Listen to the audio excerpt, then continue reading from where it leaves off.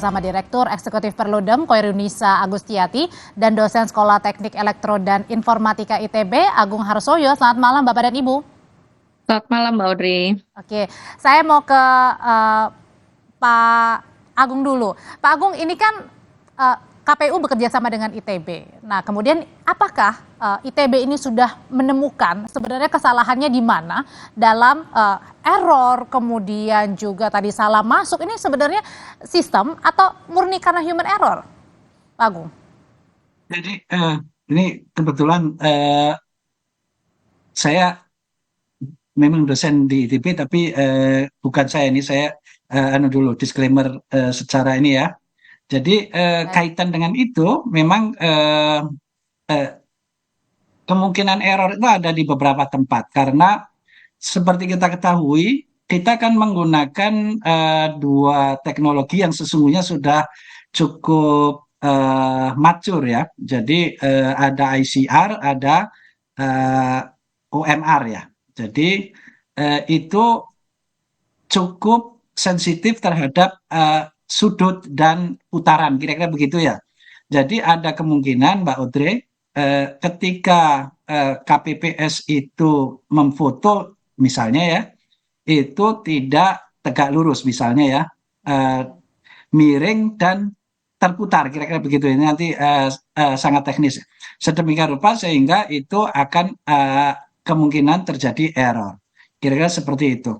Kemudian memang kalau berarti kesalahan teknis, manusianya itu bisa dibilang kalau kayak gitu, Agung. Dalam hal ini itu kan penginputan ya. Jadi memang teknologi itu punya satu keterbatasan tertentu. Kalau ini tadi kan disebutnya kan kaitan dengan apa ya, invarian dari putaran ya, kira-kira gitu. Jadi kalau dia terputar maka ada kemungkinan salah membaca. Itu satu.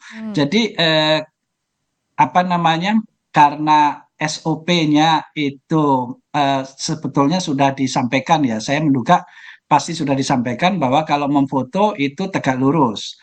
Tapi di lapangan kan tidak terjadi seperti yang seharusnya. Jadi itu kemungkinan kesalahan bisa seperti begitu. Tapi kalau ini saya cerita tentang seluruh kemungkinan ya, bahwa kalau di keilmuan kami itu ada banyak kemungkinan, kan itu ada semacam layer-layer ya Mbak Audrey. Jadi kemungkinan nanti kesalahan itu atau ini terkait dengan security ya. Jadi Tapi bisa berarti di artinya Pak jaringan, Agung, bisa di ya. itu sistem dan juga bisa saja terjadi kesalahan pada manusianya, itu bisa dua-duanya terjadi kemungkinan. Kemungkinan bisa terjadi karena layernya kan begitu tadi. Layernya kan orang nih. Orang menginputkan tidak langsung datanya. Jadi kan kalau datanya kan angka tadi ya yang disebutkan beberapa kali. Angkanya kan tidak diinputkan langsung, tetapi kita melakukan pemotretan terhadap C1 plano ya. Jadi itu ada kemungkinan kesalahan di situ.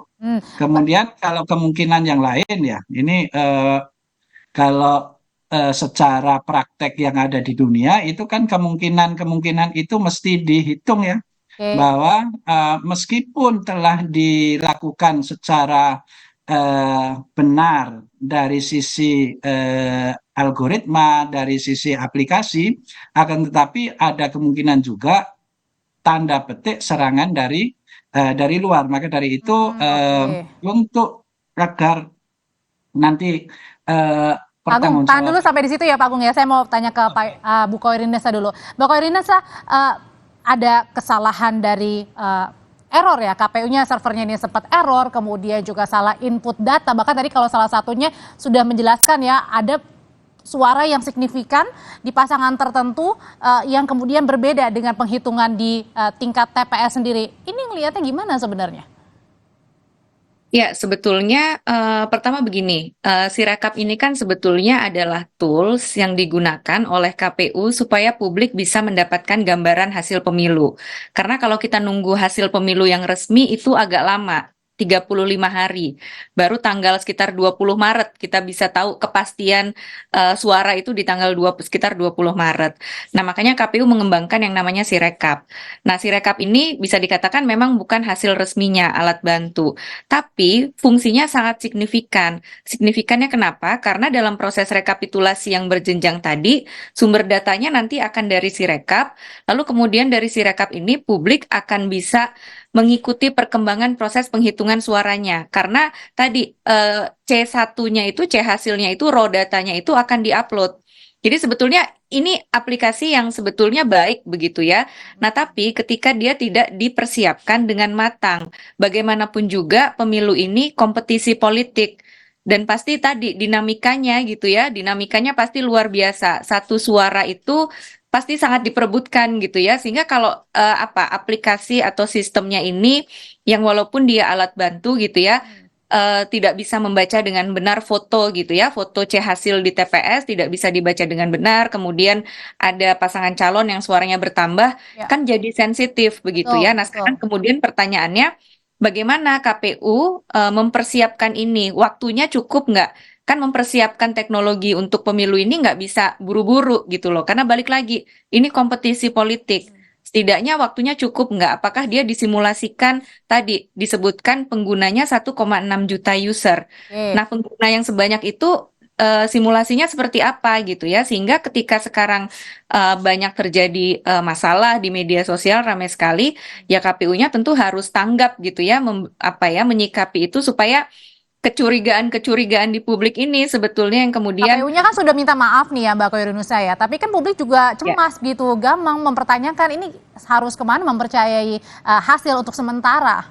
Ya tentu minta maaf saja kan nggak cukup gitu ya, karena ya tadi minta maaf tentu nggak cukup. Sekarang tinggal gimana responsif. Tadi misalnya ada kesalahan membaca. KPU, saya nggak paham teknisnya gitu ya dengan Pak Agung, tapi tentu ini kan bisa diperbaiki dengan cepat gitu ya, karena dengan Sirekap lah publik bisa mengontrol, mengawasi, Oke. ngikutin proses penghitungan suara yang sekarang sedang berjalan. Kalau ini nggak ada, Sirekapnya nggak ada, kita gelap nih sebagai publik menunggu sampai tanggal 20 Maret ini makin makin ini lagi nih kasak kusuknya gitu Cemas-cemas ya. ya, was-was ya. Betul, betul. Oke, kalau gitu dari Pak Agung sendiri ngelihatnya dari yang bermasalah setidaknya di pemilu 2024 ini Sirekap sebaiknya harus tetap digunakan, diperbaiki atau nanti harus ada yang sistem baru nih? Nah, begini, jadi ini kalau secara ini teknologi itu mestinya tetap digunakan karena ini merupakan satu tools tadi disampaikan oleh Ibu Khairunisa yang dari Sirekap ini masyarakat bisa melihat. Jadi tadi kalau terjadi kesalahan juga mereka bisa melaporkan dan seterusnya. Jadi dalam hal ini kalau eh, menurut pendapat saya Hmm. itu tetap dijalankan, kemudian sambil diperbaiki apa yang ternyata bisa ditingkatkan, begitu ya. Kemudian terkait dengan SOP, itu tadi kan ditayangkan bahwa ada kesalahan yang kemudian KPPS kan tidak diperkenankan begitu ya, tidak diperkenankan untuk langsung mengoreksi, maka menurut saya dalam hal ini perlu ada semacam SOP bagaimana KPPS yang sah di tempat tersebut ketika ingin memperbaiki begitu ya, itu ada jalurnya semacam Oke. kontak center atau Oke. eh, Karena percuma yang juga lain. ya ada aduan tapi nggak diperbaiki juga percuma ya Pak Agung ya.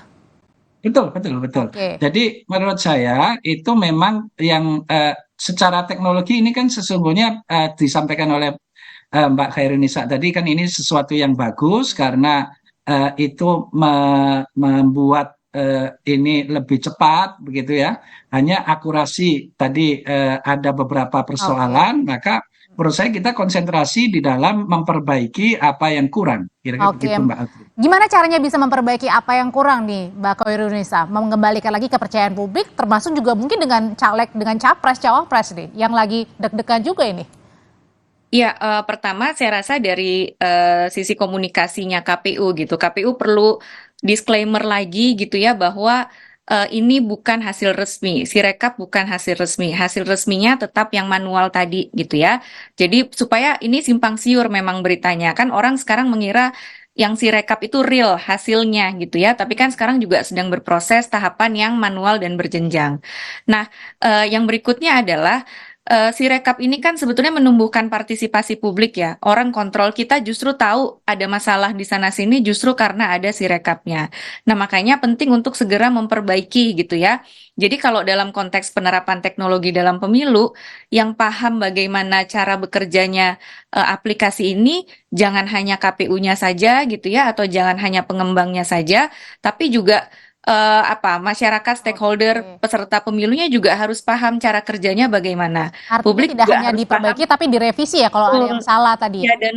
dan disampaikan juga supaya orang juga Oke. paham ini kerjanya bagaimana, karena Hmm, hmm, hmm. prinsip penyelenggaraan pemilu kan salah satunya transparan, Oke. akuntabel gitu ya. Hmm. Jadi kalau ini kan seolah-olah cuman KPU-nya nih yang paham ada masalah apa sih? Tadi Baik. salah baca. Kenapa salah bacanya kan publik juga perlu tahu. Karena tadi supaya masyarakatnya nih dalam waktu-waktu menunggu bukan hanya Pilpres ya, tapi juga kalau di Pileg kita lihat kan ada Baik, hitung-hitungan yang nggak baik, baik. sinkron misalnya. Kita semua bisa mengontrol itu. Mbak Koirinesa, Direktur Eksekutif Perludem, terima kasih. Dosen Sekolah Teknik Elektro dan Informatika ITB, Pak Agung Harsoyo, terima kasih sudah berbagi pandangan di Sapa Indonesia Malam. Terima kasih.